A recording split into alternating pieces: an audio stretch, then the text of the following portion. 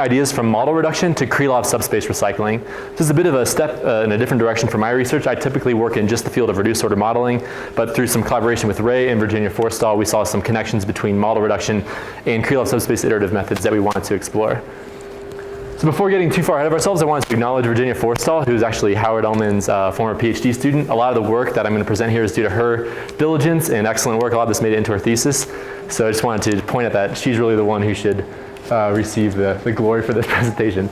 So the motivation for this work is implicit nonlinear structural dynamics. So at Sandia Labs, we do a lot of large-scale computational mechanics.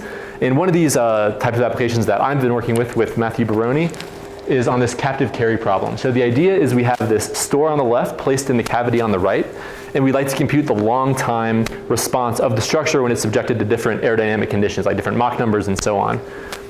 And so while the fluid solve dominates the simulation, the structural dynamics solve is also not too cheap. So in this example, we have 500,000 elements, 20,000 time steps to resolve a reasonably long time interval, and as a result, the simulation takes 3 days on 64 cores, where the solver dominates the computational cost. So the goal of this work is to investigate ways of improving solver efficiency. So that's the angle we're going to take for this little project. So if I can specialize what is the mathematical framework that we're working in. So if we're solving these long time integration of these structural dynamics problems, we have a large number of time steps. At each time step, we're solving a system of nonlinear algebraic equations, which we're going to resolve with Newton's method. So we get essentially a very long sequence of linear systems of equations, ax equals b, where a is going to be sparse and symmetric positive definite. Furthermore, in our specific context, we usually care about some quantity of interest q, which is often some linear functional of the state, for example, the displacement at a certain point on the structure. And critically, we often care about computing inexact solutions that satisfy some modest tolerance, which can be as modest as 10 to the minus 1. And these tolerances come from some forcing sequence that guarantees that Newton will converge in hopefully the least amount of computational effort. So this is sort of the goal or the context we're working in. The important thing to note is the quantity of interest and the inexact solver tolerance we're going to target. And the approach we're going to pursue to make this sequence of solves efficient is goal-oriented space recycling, with the emphasis on goal-oriented here, where our goal is defined on this slide, for the preconditioned conjugate gradient method. So I'm just going to set up some preliminary notation, which makes some of the exposition a bit easier. So first I'm going to define the Krylov-subspace at iteration k for linear system J, starting with an initial guess of k as that symbol shown on the left. So that's just shorthand for that subspace on the right. I'm going to denote by matrices capitalized bold letters and the range of that matrix, so the span of the column as a calligraphic counterpart, and a lower dimension, and the lowercase symbol will denote the dimension of that subspace. And what we're going to go over in this talk is this idea of an orthogonal projection in some specific inner product. So P theta W denotes the theta orthogonal projection of a vector x onto a subspace W. As we all know, these orthogonal projectors satisfy a minimization property where we're minimizing over all possible vectors in that subspace, the error as measured in the theta norm. And we can write this algebraically if theta is a symmetric positive definite matrix with this Galerkin solve. So the most important thing from this slide, if you're going to take one thing, is this idea of an orthogonal projector.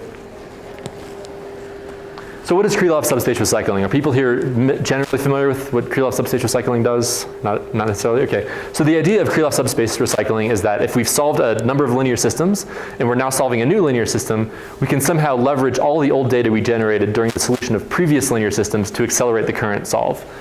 So the way that this works is we have some augmenting subspace y, which is somehow defined from our previous linear system solves. And our first step is that we're going to compute a solution that is optimal over that augmenting subspace. So it's just simply the AJ orthogonal projection of the exact solution onto that augmenting subspace. This can be solved algebraically with this Galerkin system, where we're going to solve this assemble this low dimensional operator y transpose AY, and then compute the solution in that way. And then we continue to iterate in the full space by solving in an augmented Krylov subspace. So instead of computing the solution in the Krylov subspace, we add the augmenting subspace to it, and we end up with this optimality property, which we can solve again with the Galerkin type system. And we're going to solve this with the preconditioned conjugate gradient method. So one important thing to note here is that the search directions we generate in step 2 here have to be a-orthogonal to our augmenting basis. And you can think of this as essentially what ends up happening is our Galerkin system becomes block diagonal. So the first block corresponds to the augmenting subspace. The second block is the augmented Krylov subspace. That decouples the solve, so we can just simply add the solution from the first solve and the second solve together. So we need this property, and then we get also this direct sum property, where the direct sum of the augmenting subspace and the Krylov search directions is equal to the augmented Krylov subspace. So this is the main idea of how these augmented Krylov methods work. So the main question here, of course, is how do we choose this augmenting subspace? So the way it's typically done is all previous vectors that we've generated for all previous linear solves are included in this augmenting subspace. So if we denote by Vj the search directions generated during linear system J, then we can say for linear system J, the augmenting subspace is just the range of the concatenation of all the previous search directions, right? So this is good in the sense that we're maximally using all of our old data. So that's going to minimize the iteration count and latency costs. But the problem is kind of obvious that as J grows, so in the example I showed you, the number of time steps was 20,000. And we have maybe, let's say, 5 Newton iterations per time step, so that's 100,000 systems we're solving. We obviously can't save every single search direction over all those linear solves. So basically the storage and the bandwidth costs can become intractable if we keep everything around, which then motivated the development of truncation methods where some subspace of all those vectors is retained. That helps with storage and bandwidth, but it can incur a larger iteration count because we're not keeping all our old information around. So the two most, actually by far most popular method for doing truncation is deflation. The idea there is you can approximate the smallest eigenvalues by computing the harmonic Ritz vectors. This is, when it works, this decreases the effective condition number and can accelerate convergence, but as we know, it's effective only when the matrix exhibits a specialized spectrum wherein convergence is hampered by a few small eigenvalues. So this works in certain cases, but not others. And then Eric de Sterler developed a nice method with Mike Parks called optimal truncation, developed for the GCR method.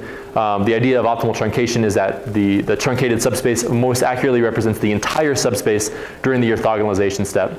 And so from our perspective, this is nice in certain cases, but for our specific context of targeting inexact solves, it isn't quite well aligned with what we want to do. So what we are going to pursue is a more goal-oriented approach for subspace truncation via model reduction. So if you're familiar with model reduction, the idea of model reduction is that it computes a low-dimensional subspace that captures an accurate solution as measured in an output quantity of interest. So at a very high level, this aligns really well with what we want to do, which is compute satisfy inexact tolerances and target output quantities of interest. So we thought there was some high-level connection there we wanted to explore if we could actually make this work. So the two things that I'm going to be presenting on today, number one is goal-oriented subspace truncation via model reduction, and then the second one is a more efficient way of doing augmented PCG that leverages our particular version of doing truncated subspace truncation. So the way that we derived our model reduction inspired truncation technique is as follows. So we start, and I'll do this in the next few slides. So we start by defining an optimal recycling subspace that aligns with our goals.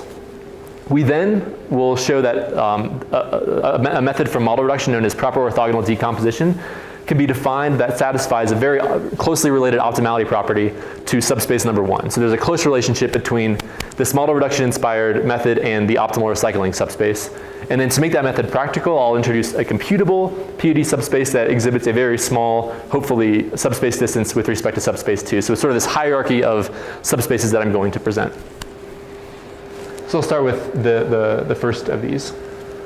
So if we take our goal, so our context, which is computing inexact solutions that target output quantities of interest, we can actually define two different goals. So one goal is if we'd like to minimize the error of the solution as measured in the AJ norm, we can define an optimal recycling subspace as the one that minimizes the AJ orthogonal projection of the exact solution as measured in the AJ norm, right? So this is actually aligning with the objective of CG. CG is doing this, is computing iterates that satisfy this exact property. And so the reason this aligns with what we're doing is if we can compute a subspace that does minimize that, then we'll probably converge after just solving in the augmenting subspace, right? So we're targeting inexact solves here. The second goal is minimizing an error in the quantity of interest. So if you recall, the quantity of interest in our case was C times X. So an alternative version of an optimal recycling subspace is y bar j star, which is the subspace that minimizes over all yj dimensional subspaces of Rn the AJ orthogonal projection of the solution as measured in the C transpose C norm. Right, so these are two different kinds of optimal subspaces we can consider. So now if we bring in this idea from reduced order modeling, in particular this POD subspace, you can see that POD is quite closely aligned with what we want to do here. So the way POD works is POD is sort of another way of doing a principal component analysis or the Cahoon-Love expansion. And we can define 3 POD ingredients, namely snapshots, snapshot weights, and a pseudometric.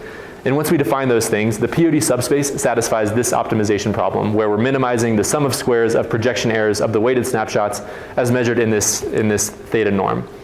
So just if you squint your eyes, you see that the POD subspace optimality property is already quite closely aligned with the optimal recycling subspaces.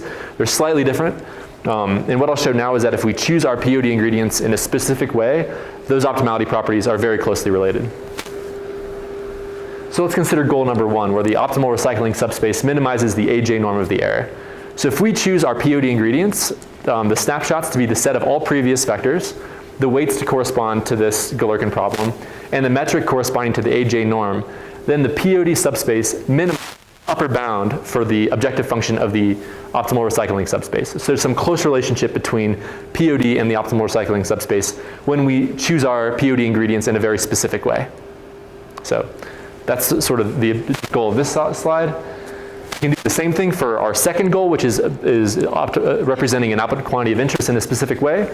So again, we have the optimization problem stated at the top. If we choose our POD ingredients in this way, then we again minimize an upper bound for the objective function minimized by the optimal recycling subspace. So if we choose our POD ingredients in certain ways, we can show that POD and optimal recycling minimize related objective functions. So now I'll show that the optimal POD subspace is actually not computable in practice, and so we'll slightly vary those POD ingredients such that it becomes computable and we don't deviate too much from that optimal POD subspace. So if we look at the table for the ingredients for the optimal POD methods for goals 1 and 2, we have them listed here. The terms shown in red are actually not computable, and the reason they're not computable is because we're trying to truncate vectors from the first j-1 linear system solves and use them for the jth linear system solve. So clearly we can't do anything that has to do with with data that come from the jth linear system, namely AJ and BJ. So what we can do is slightly modify those. So instead of a metric being AJ, we're going to use AJ-1, and instead of that term up there, we're going to use something that uses data at the previous linear system. And we also have a radial basis function variant of that, and a similar thing we can do for the second goal. So the point here is that by just slightly varying the POD ingredients, we can stay really close to the optimal POD subspace. And we also have a theory that shows us that allows us to compute how far those subspaces deviate. So you can see that if we have 2 different POD subspaces that have different metrics and different weights, which is what we have going from the optimal to the practical POD subspaces, then we can bound the subspace distance between the distance between those subspaces with the term shown on the right here, where the most important thing to see is that the difference between the weights and the difference between the metrics shows up in the right-hand side. So if we nail those, if those become 0, then we have no subspace distance between them. And we can reasonably assume that those terms will be quite small. If we have slowly varying matrices, then AJ-1 and AJ should be reasonably close. And same with this eta previous should be close to the ideal etas.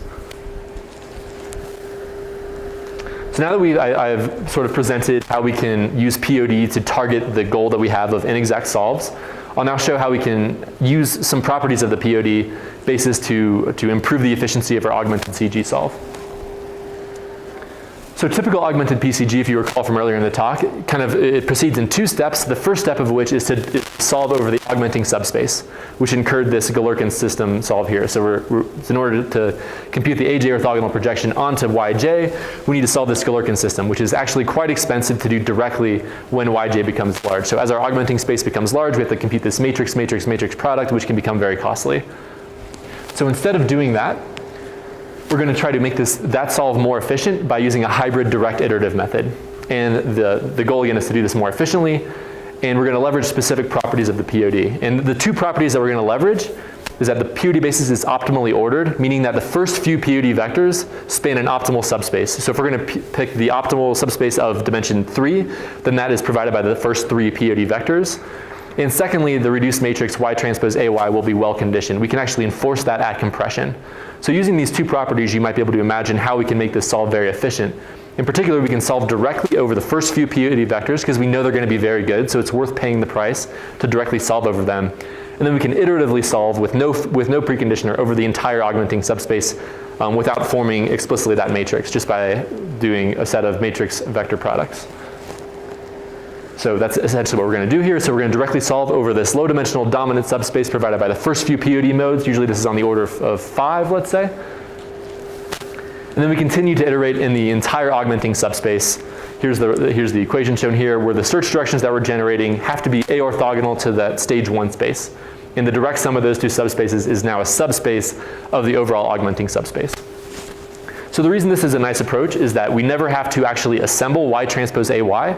So we're going to cut down a lot on the number of matrix vector products. It converges, stage 2 here will converge quickly with no preconditioner because we've already assumed and enforced that Y transpose AY will be well conditioned naturally. We also hope, because we've used POD, that after we complete stage 2, we'll already have a very accurate answer, so we may not even need to go to the full space because we've explicitly targeted computing accurate solutions with our POD basis. And we have the property that we're nearly optimal over the entire augmenting subspace. So even though we've only formally generated an optimal solution over the direct sum of W and X, because that's what we've optimized over, because the tolerance on stage 2 is set to be reasonably tight, we are roughly optimal over the entire augmenting subspace. So the goal here is to achieve this property or close to this property while minimizing the number of matrix vector products that we're doing. And I'll show later on that we're able to actually do that quite well. And then after we complete stage 2, we may have to continue to iterate in stage 3 in the full space. So what we do is we solve the resulting, the system shown there using the preconditioned conjugate gradient method while ensuring that our search directions are orthogonal to our stage 1 and stage 2 directions. Right? This is just that typical property we have with augmented CG. So while this is nice, there's actually a slight problem here because the resulting solution we get is not optimal over the entire augmenting subspace. So while we've enforced that it's optimal over the direct sum of W, X, and V, it's not actually optimal over the direct sum of Y and V because we have not maintained orthogonality to Y, only a subspace of Y. So you can actually do this fine and you can end up with something like this, but there's actually a way to get around that and to achieve that property shown on the right. And that's by iteratively orthogonalizing against the subspace Yj in the course of the augmented PCG method. So I hope this is clear. If we did this directly, then we'd have to assemble this thing that we were trying to avoid. So what we can do instead is iteratively orthogonalize against this entire augmenting subspace, which allows us to avoid forming that matrix explicitly. So just in one slide, here's sort of what the algorithm looks like. Everything in black is just a typical PCG method, so don't worry about that. It's just typical preconditioned conjugate gradient. The main differences with our approach are that before we enter the PCG iterations, we're going to do a direct iterative solve over the augmenting subspace. We then make sure that we're orthogonal to that direction. And then in the PCG iterations, we have to maintain orthogonality to our entire augmenting subspace by doing an iterative solve for this system here. So we're not going to do a direct solve here because that would require this expensive assembly. We're going to do an iterative solve there.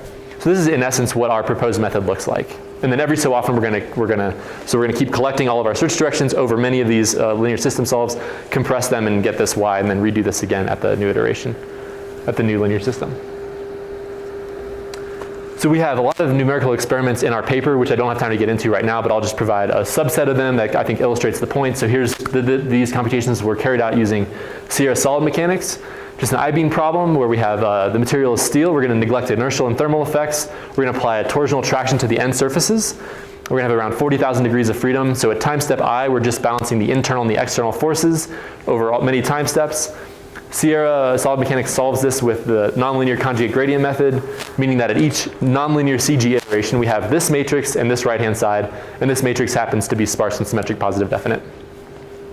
The preconditioner we're going to use for this is 4-level algebraic multigrid with incomplete Cholesky smoothing, and we're going to consider 49 total linear systems. So the methods I'm going to compare now are going to be just typical PCG with no recycling at all.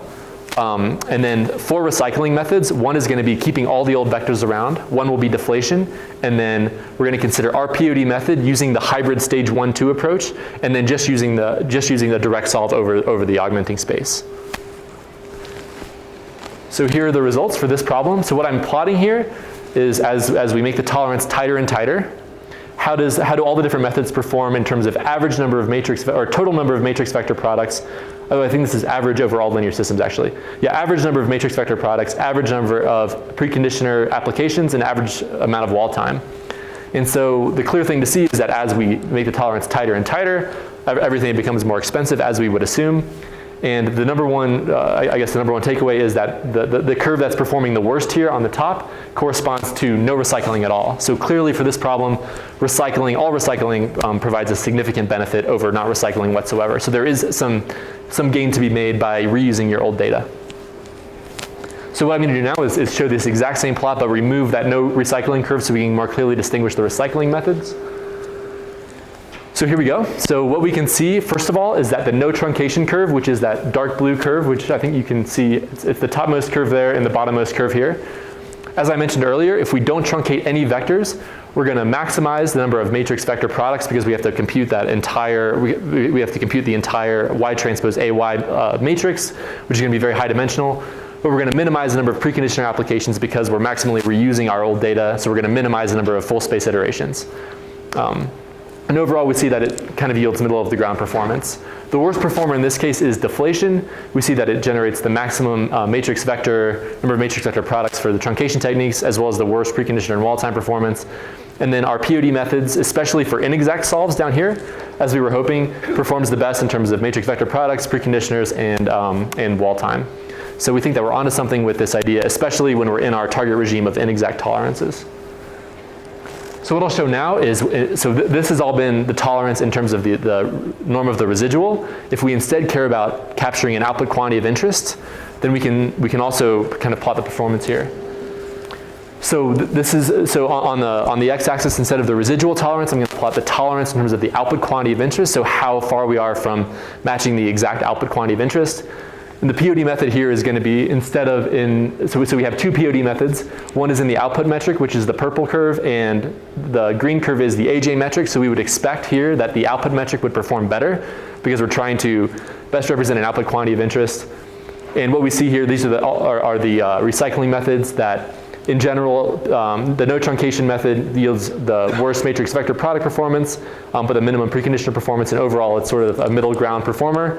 POD outperforms deflation by quite a bit, and the output metric, so using this goal-oriented approach, which is this purple curve, outperforms typical POD. So there is something to using these goal-oriented approaches, especially for modest tolerances. So just to summarize what I presented today, we proposed a goal-oriented POD approach for subspace truncation in the context of Krylov-subspace recycling. We should actually a very close relationship between model reduction and the goals of Krylov-subspace recycling, and we propose some computable ingredients for doing so. We introduced a hybrid direct iterative method for efficiently solving over that augmenting subspace, and the numerical experiments showed that some of our expectations did hold up, namely that recycling is beneficial, and POD outperforms deflation when we consider inexact tolerances and a specific quantity of interest in particular. So I'd just like to quickly acknowledge, as I have some time, Paul Suji, who helped us obtain some of the linear systems, Kendall Pearson at Sandia for assistance in using CR solid mechanics, Howard for establishing the collaboration, and then Eric and Michael Parks for some really helpful discussions. And with that, I'd be happy to take any questions.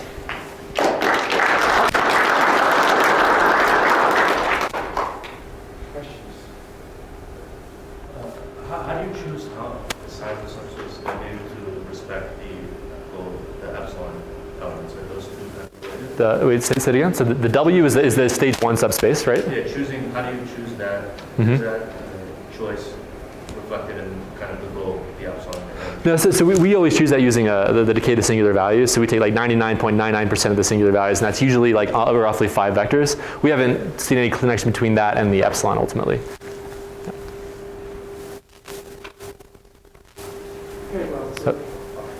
Well, we're setting up. For deflation, how many vectors do you use there? Do you always use kind of the same subspace? Yeah, we use the exact same subspace dimensions in both cases. So we ended up recompressing when we got to 100, I think. Yeah. Okay, thank you, Kevin. Thank you.